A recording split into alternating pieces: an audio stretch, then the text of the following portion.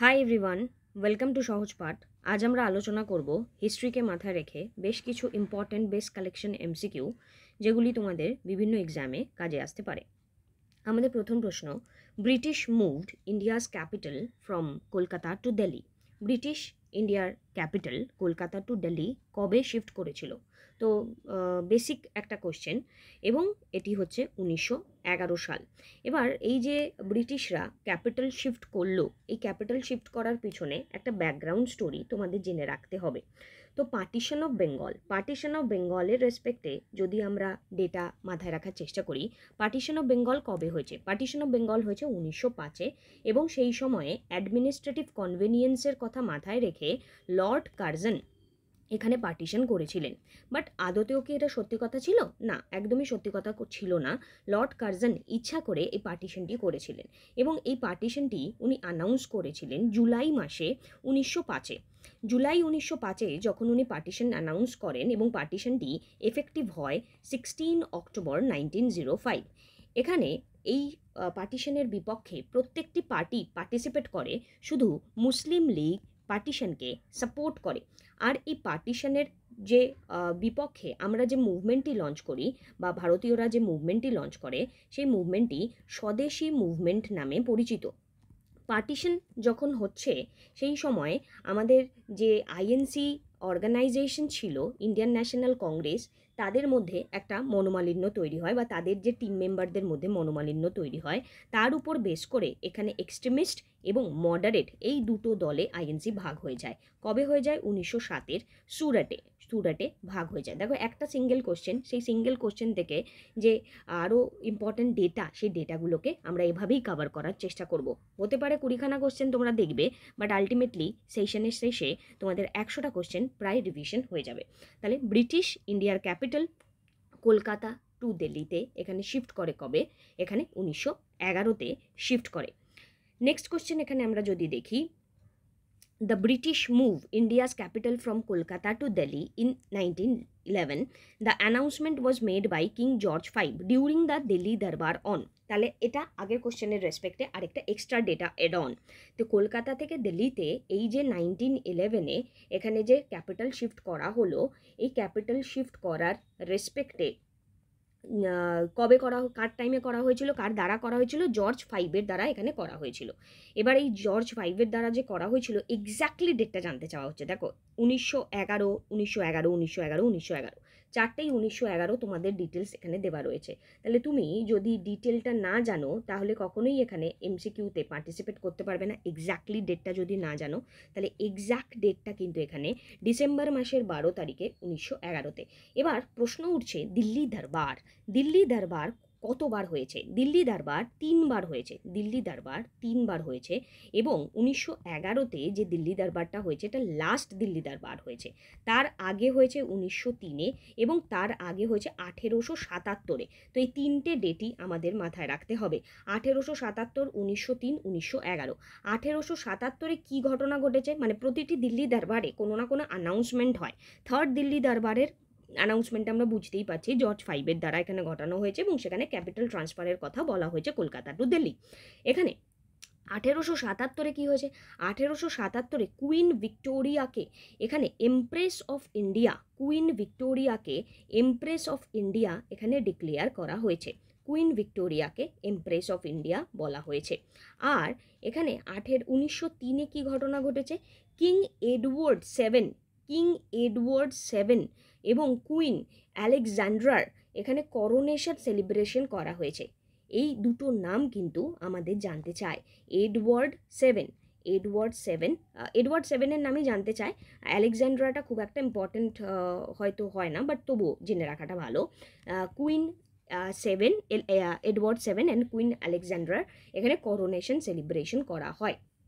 আর 1911-তে এই যে জর্জ ফাইভের কথা আমরা দেখতে পারলাম, জর্জ ফাইভের সাথে এখানে যে কুইনটি আসেন, এখানেও একজন কুইন ছিলেন, সেই কুইনের নাম হচ্ছে কুইন ম্যারি। ওকে, নেক্সট কোশ্চেনে যাই। Official inauguration of new Delhi as the capital took place.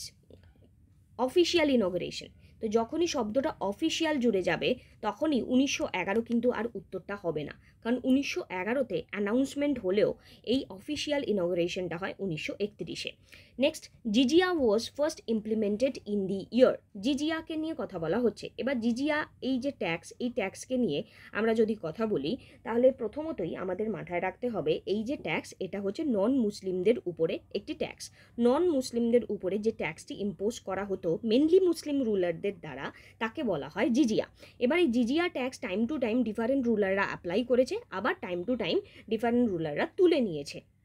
এবার ফার্স্ট ইমপ্লিমেন্টেড, এখানে ফার্স্ট ইমপ্লিমেন্টেড যখন উত্তর কোশ্চেন তোমাদেরকে জিজ্ঞাসা করা হবে তখন আনসার হবে 712। এখানে কাসিমের দ্বারা এই ইমপ্লিমেন্টেশনটা করা হয়েছিল এবং আকবর কিন্তু এই ট্যাক্সটিকে তুলে নেয়, অরঙ্গজেব পরবর্তী টাইমে রিইম্পোজ করে। আর এখানে অরঙ্গজেব যেমন রিইম্পোজ করে, কুতুবুদ্দিন আইবক কিন্তু অফিসিয়ালি, মানে এখানে ফার্স্ট ইমপ্লিমেন্টেড লেখা রয়েছে 712 আর কুতুবুদ্দিন আইবকের টাইমলাইন দেওয়া নেই, বাট কুতুবুদ্দিন আইবক কিন্তু অফিসিয়ালি এই জিজিয়াকে ইম্পোজ করেছিল ফার্স্ট টাইম, জিজিয়াকে ফার্স্ট টাইম ইম্পোজ করে কুতুবুদ্দিন আইবককে। কুতুবুদ্দিন আইবক যে কিনা স্লেভ ডাইনেস্টির ফাউন্ডার ছিলেন, 1206 থেকে 1210 পর্যন্ত কুতুবুদ্দিন আইবক এখানে রুল করেছিলেন। স্লেভ ডাইনেস্টির আরেক নাম হচ্ছে মামলুক ডাইনেস্টি বা ইলবারি ডাইনেস্টি। এই আইবক তিনি কে ছিলেন? তিনি ছিলেন টার্কিশ স্লেভ। তিনি আইবক ছিলেন, তিনি ছিলেন টার্কিশ স্লেভ। এবং তিনি কার স্লেভ ছিলেন? তিনি মোহাম্মদ ঘড়ির স্লেভ ছিলেন এবং তিনি মোহাম্মদ ঘড়ির স্লেভ এবং পরবর্তী টাইমে মোহাম্মদ ঘড়ির এখানে গভর্নরও হন। কুতুব মিনারের কনস্ট্রাকশন কে করেন? কুতুব মিনারের কনস্ট্রাকশন তৈরি করেন কুতুবুদ্দিন আইবক, বাট সেটাকে কমপ্লিট করা হয় ইলতুৎমিশের দ্বারা। এখানে লাক্স বাক্স কাকে বলা হয়?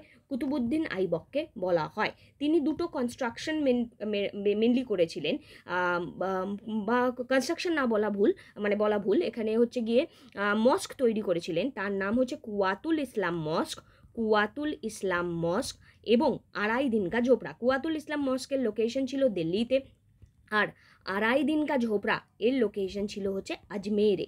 এবং এই যে কুতুব মিনারের উনি কনস্ট্রাকশন করেন, এটি কিসের, কার অনারে করেন? সুফি সেইন্ট খাজা কুতুবুদ্দিন বখতিয়ার কাকির মেমরিতে করেন। ঠিক আছে, কতগুলো ইনফরমেশন আমাদের কমপ্লিট হয়ে গেল। Next, Mahmud of Ghazni launch 17 invasions to India. এবং এনার যে ইনভেশন ছিল তার প্রথম ইনভেশনের সাল কত? মেহমুদ অফ গজনি। তো মেহমুদ অফ গজনির যে ফার্স্ট ইনভেশন, মানে প্রথম কথা এটা তোমাদের সবার আগে মাথায় রাখতে হবে, মেহমুদ অফ গজনি যিনি রয়েছেন তিনি টার্কিশ ছিলেন, তিনি টার্কিশ ছিলেন। এবং এই যে টার্কিশ রুলার তিনি এখানে অ্যাটাক করেন, শুরু করেন হাজারে, শেষ করেন 1027। তাহলে এই যে ফার্স্ট এখানে ইনভেশন 1000 হয়ে গেল, 1001 কিন্তু নয়, 1001 নয়, তাহলে এখানে হাজারে ওনার ফার্স্ট ইনভেশন আমরা দেখতে পারলাম।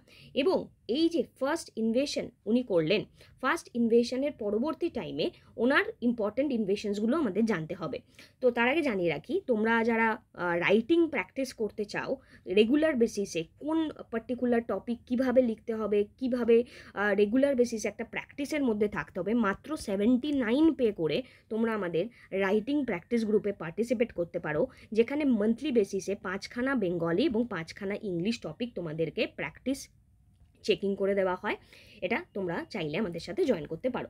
আচ্ছা, নেক্সট এখানে 17 ইনভেশনস অফ ইন্ডিয়া, ফার্স্ট ইনভেশন যেটা আমরা বললাম কি হাজারে, ফার্স্ট ইনভেশন এখানে আমরা দেখতে পাচ্ছি হাজারে। নেক্সট এখানে যেটা আমাদেরকে মাথায় রাখতে হবে, 1001-এ জয়পালের এগেনস্টে উনি ব্যাটেল করে, 1006-এ মুলতানের এগেনস্টে ব্যাটেল করে বা ইনভেশন করেন, 1025 সবচেয়ে বেশি গুরুত্বপূর্ণ, যেখানে সোমনাথ টেম্পল গুজরাটে তার উপর উনি অ্যাটাক করেন, 1027-এ ফাইনাল ইনভেশন হয় ইন্ডিয়ায়, উনি ফাইনাল অ্যাটাক করে 1030-এ, আর 1027-এ আর 1030-এ উনি ম্যালেরিয়াতে মারা যান, 1030-এ উনি ম্যালেরিয়াতে মারা যান। তাহলে সব থেকে গুরুত্বপূর্ণ প্রশ্ন যেটি, সোমনাথ টেম্পল উনি কবে অ্যাটাক করেন? 1025-এ অ্যাটাক করেন। এখানে চন্দাওয়ারের যুদ্ধে, ব্যাটেল অফ চন্দাওয়ারে উনি কাকে হারিয়েছিলেন? উনি জয়চন্দ্রকে হারিয়েছিলেন। চন্দাওয়ারের যুদ্ধে উনি জয়চন্দ্রকে হারিয়েছিলেন। এখানে এই যে গজনি কোন ডাইনেস্টি থেকে বিলং করতেন? গজনভিদ ডাইনেস্টি থেকে বিলং করতেন। এই গজনির এখানে প্রিন্সিপালিটি কোথায় তৈরি হয়েছিল? ওনার বাবার দ্বারা আলাপ্তগিন এবং সুবক্তগিন, ওনার বংশধর আর কি আলাপ্তগিন, তার পরবর্তী সুবক্তগিনের পরবর্তী হচ্ছে Ghazni.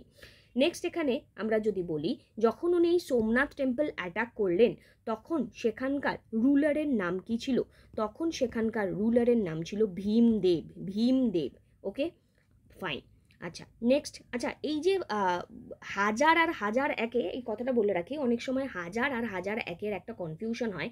First invasion of India Mahmud of Ghazni took place, দেখবে অনেক জায়গায় হাজার এক উত্তর দেওয়া রয়েছে। তো হাজার এক তখন হবে, সেটা হচ্ছে যখন সেটা সাকসেসফুল হয়, সাকসেসফুল। আর হাজারে কিন্তু উনি ফার্স্ট টাইম পার্টিসিপেট করেন, বা পার্টিসিপেট বলাটা ভুল, ফার্স্ট টাইম ইনভেশন করেন।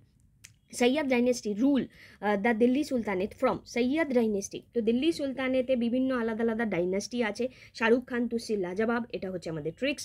এবং সৈয়দ ডাইনেস্টি এখানে 1414 থেকে 1451, 1414 থেকে 1451 হচ্ছে সৈয়দ ডাইনেস্টি। শাহরুখ খান তুসি লাজবাব, এটা হচ্ছে ট্রিক্স, তোমরা সালমান খানও চাইলে ইউজ করে নিতে পারো। তো এস ফর এখানে slave dynasty, K for Khilji dynasty, এখানে টিতে তুগলক ডাইনেস্টি, এই S for Syed dynasty, L for Lodi dynasty. আমাদের টাইমলাইন মনে রাখতে হবে প্রত্যেকের, 1206 থেকে 90, 90 থেকে 20, 20 থেকে 14, 14 থেকে 51, 51 থেকে 26। নেক্সট এখানে কোশ্চেনে আমরা যাই। প্রত্যেকটি ডেটা কিন্তু তোমাদের এক্সাম পার্সপেক্টিভ থেকে ভীষণ রকম গুরুত্বপূর্ণ, প্রত্যেকটি data. Next question, Razia sultans tomb present in. তো রাজিয়া সুলতান যিনি কিনা প্রথম মহিলা রুলার ছিলেন, তার টম্বের লোকেশন জানতে চাওয়া হচ্ছে। প্রথমত রাজিয়া সুলতানকে নিয়ে যখন আমরা ডেটা মাথায় রাখবো, 1236 থেকে 1240 এই টাইম পিরিয়ডটা হচ্ছে নোটেবল টাইম পিরিয়ড। উনি দারুণভাবে দিল্লি সুলতানেট এরিয়াকে রুল করেছিলেন, এবং ওনার এখানে টম্ব কোথায় অবস্থিত? হরিয়ানা কৈথালে। সবসময় যে স্টেটের নাম জানতে চাইবে তা নয়, কৈথাল নামটিও তোমাদের কিন্তু জানতে চাইতে পারে। Next question, Razia Sultan assume the title Umdat ul Niswan. Umdat ul Niswan তার মানে কি? এখানে অপশনগুলো দেখো ভেরি ক্লোজ। উমদাত উল নিসান মানে কি?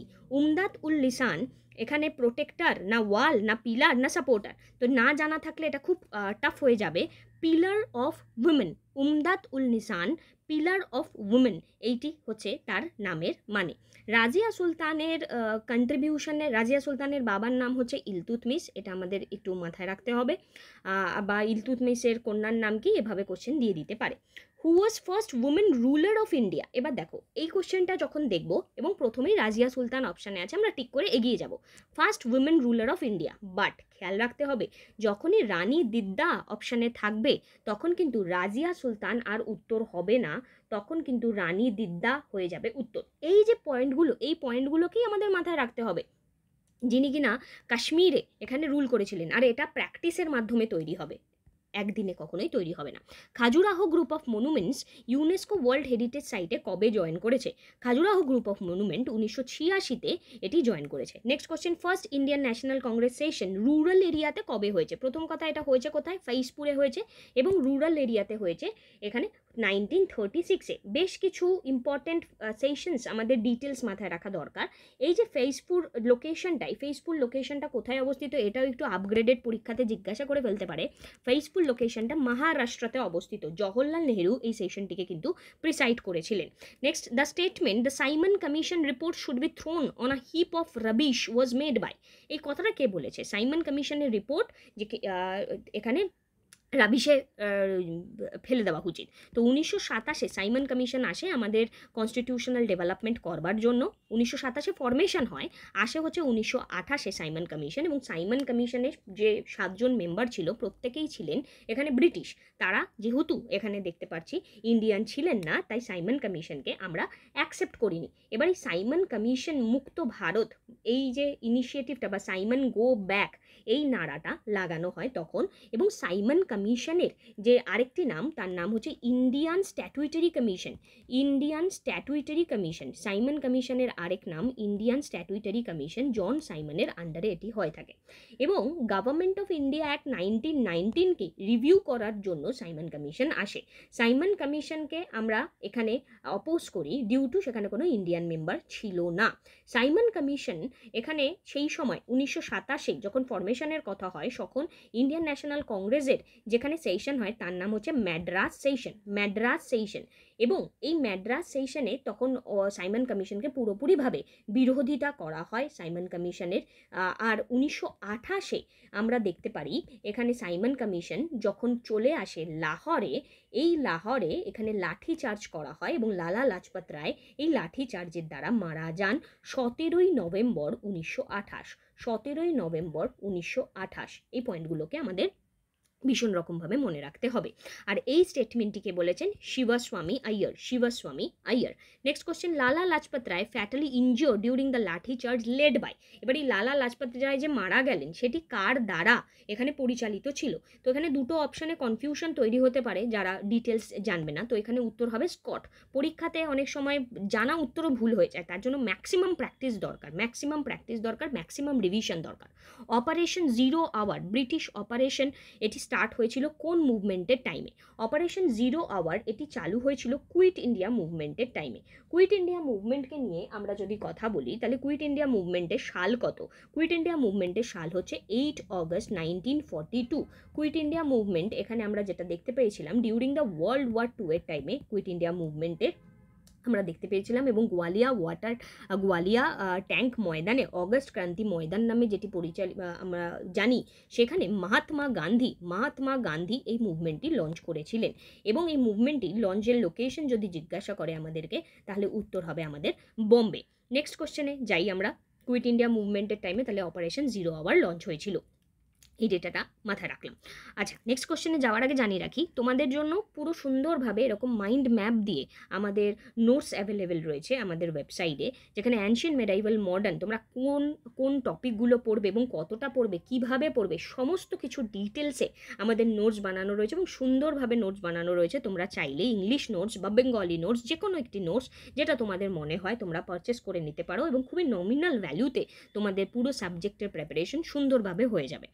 নেক্সট কোশ্চেনে, মায়ো কলেজ লোকেটেড ইন। তো লর্ড মায়ো, যদিও বা লর্ড বলাটা কতটা শ্রেয় জানি না, লর্ড মায়োর এখানে অ্যাসাসিনেশন হয়েছিল একমাত্র যিনি ব্রিটিশ, যার অ্যাসাসিনেশন হয়েছিল। সো লর্ড মায়োর অ্যাসাসিনেশন হয় 1872-এ। এই ডেটাটা আমাদের জন্য গুরুত্বপূর্ণ, 1872। এবং এই যে অ্যাসাসিনেশন হয়েছে লর্ড মায়োর, সেই অ্যাসাসিনেশন হওয়ার পরবর্তী টাইমে মায়ো থেকে আরেকটা কোশ্চেন করা হয়ে থাকে যে এই অ্যাসাসিনেশনটা কোথায় হয়? পোর্ট ব্লেয়ারে হয়, মানে আন্দামান নিকোবরে এই অ্যাসাসিনেশনটা হয়ে থাকে। কার দ্বারা হয়ে থাকে? শের আলীর দ্বারা এই অ্যাসাসিনেশনটা হয়ে থাকে। আর মায়ো কলেজের লোকেশন কোথায়? এখানে মায়ো কলেজের লোকেশন আজমের, রাজস্থান, এই মায়ো কলেজের লোকেশন। নেক্সট কোশ্চেনে আমরা যাই। নেক্সট কোশ্চেনে বলছে, রায় বাহাদুর টাইটেল 1921-এ নন কোঅপারেশন মুভমেন্টের বিরোধিতা করতে গিয়ে কে ত্যাগ দেয়? তো নন কোঅপারেশন মুভমেন্টের বিরোধিতা করতে গিয়ে রবীন্দ্রনাথ ঠাকুর কিছু একটা ত্যাগ দেন, মহাত্মা গান্ধী কিছু একটা ত্যাগ দেন, ঠিক আছে, বাট সেটা কি রায় বাহাদুর? একদমই না। তো রায় বাহাদুর টাইটেলটি এখানে ত্যাগ দেন হচ্ছে যমুনালাল বাজাজ। তো এই যে রবীন্দ্রনাথ ঠাকুর কী ত্যাগ দেন আর মহাত্মা গান্ধী কী ত্যাগ দেন, নিশ্চয়ই কমেন্ট করে আশা করি তোমরা বলতে পারবে। Next question, Swami Vivekananda title was given to him by. Swami Vivekananda এই যে টাইটেলটা, এই টাইটেলটা ওনাকে কে দেয়? রামকৃষ্ণ পরমহংসদেব বা মহারাজা অজিত সিং খেত্রি না বোধ? তো দেখা যাচ্ছে যে উত্তরটা হবে বোধ। স্বামী বিবেকানন্দ টাইটেলটি ওনাকে এখানে দুজনেই দিয়ে থাকেন, বাট স্পেসিফিক্যালি যদি বলা হয় তাহলে কিন্তু অজিত সিং অফ খেত্রি ইনি দিয়ে থাকেন। স্বামী বিবেকানন্দর জন্মসাল নিয়ে আমরা যদি কথা বলি, ইটস 1863, মনে রাখাটা খুব দরকার। এবং উনি মারা গিয়েছিলেন 1902 বেলুর মাঠ, হাওড়াতে। আর ওনার জন্ম 12ই জানুয়ারি, এটা তো আমরা আশা করি সবাই জানি। Next question, the Muslim League's constitution often refer to as the green book. তো এটা থেকে একটা কোশ্চেন তৈরি হয়ে গেল, গ্রিন বুক কি? মুসলিম লীগের কনস্টিটিউশনকে গ্রিন বুক বলা হয়। এটি অ্যাডাপ্ট করা হয় কবে? মুসলিম লীগের কনস্টিটিউশন কিন্তু অ্যাডাপ্ট করা হয় 1906। মুসলিম লীগ ফরমেশন হয় কবে? 1907-এ এখানে কনস্টিটিউশনটি অ্যাডাপ্ট করা হয়। মুসলিম লীগ ফরমেশন হয় কবে? 1906। 1906-এ ঢাকাতে মুসলিম লীগ ফরমেশন হয়। আর 1907-এ এখানে এনাদের যে কনস্টিটিউশন সেটা ইনিশিয়ালি ড্রাফট করা হয়, লোকেশন হচ্ছে করাচিতে। আর মুসলিম লীগের ফার্স্ট সেশন হয় অমৃতসর 1908-এ।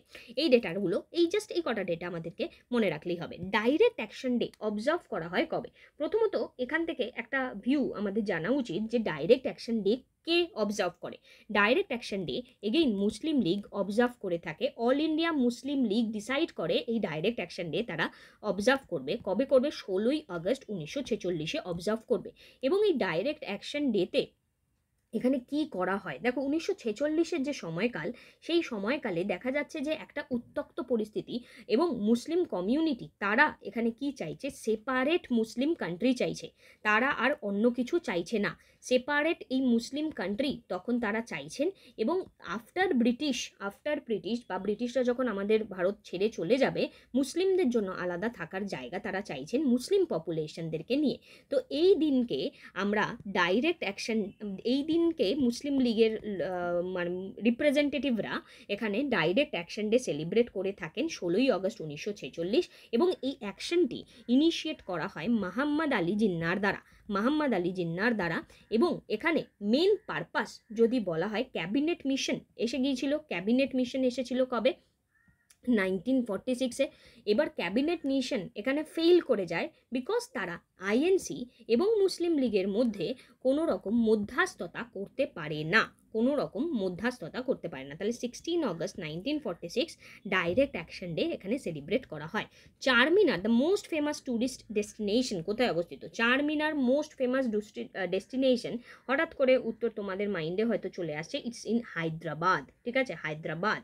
বাট এখানে আমরা যদি দেখি এই মুহূর্তে এই চারমিনার কিন্তু অবস্থিত হচ্ছে তেলেঙ্গানাতে। তো স্পেসিফিক্যালি উত্তরটা তেলেঙ্গানা। আশা করি কোশ্চেনগুলোর কালেকশন তোমাদের ভালো লাগলো। তোমরা যদি ওয়ান লাইনার কম্বো নিয়ে আমাদের প্র্যাকটিস করতে চাও তাহলে সেটাও করতে পারো, যেখানে ancient, medieval, modern, Indian geography, Indian economy, Indian পলিটির 500+ মোস্ট ইম্পর্টেন্ট ওয়ান লাইনারের কালেকশন তোমাদের রয়েছে, যেগুলো তোমাদের বাংলা ভাষাতেও অ্যাভেলেবেল রয়েছে। Thank you, take care. এই ভিডিওটি ভালো লাগলে প্লিজ একটি লাইক এবং বন্ধুদের সাথে সাবস্ক্রাইব এন্ড শেয়ার করতে ভুলো না। Thank you.